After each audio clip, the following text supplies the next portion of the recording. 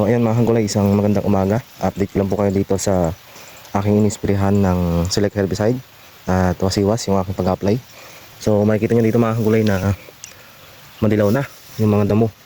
Ayan, kahit na may dumaan ditong bagyo sa lugar po namin, nakita nyo na mga kagulay, kahit maulan siya ay hindi siya nawala sa pagtalab dito sa mga damo na to. So update naman tayo dito sa mga talbos niya dahil madami nagsasabi na magkakaroon daw ng problema tong aking sitaw sa pag-i-spray ko ng herbicide na yun kahit direkta. Ito po yung aking sitaw ngayon. So sa talbos niya mga kagulay, ito kung mayroon kasing problema dyan mga kagulay, hindi ganito yung lalabas sa talbos. Ayan, so nirekta natin yan. Ayan yung ating inisprehan, kita nyo meron sa mga malalapit sa puno. Ayan, at ito yung talbos niya. Ayan, safe na safe po yan gamitin. Hindi ko naman po siya nilalabas yung mga video kung ito po ay nakakasira sa katulad kong magsasaka. Gusto ko lang po talaga makatulong po sa katulad kong magsasaka, lalo na ang problema nga po lalo ngayong maulan, yung mga damo na katulad nito. So mapapansin nyo, no, ilang days pa lang to nung simula ng pagka-spray ko at simula nung hindi pa umaraw na matindi.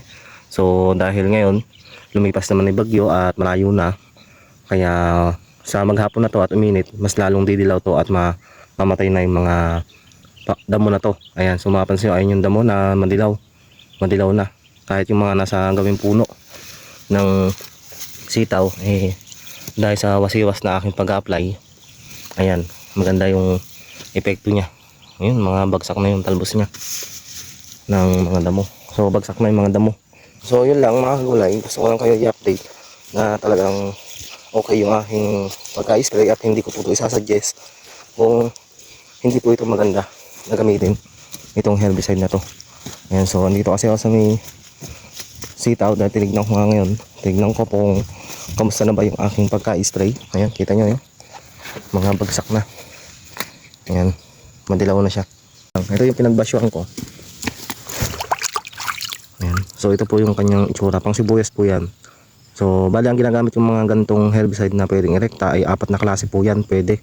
So ito kasi available at ito yung nabili namin, kaya ito po yung aking nagamit. So Select Herbicide po. Ayan, pang sibuyas. Kalimitan po ng nirerekta na yun na herbicide ay mga pang sibuyas. Ayan, so yun, sana maka-available to sa lugar nyo para makatipid tayo sa pagpapagamas ng mga gulay katulad nito.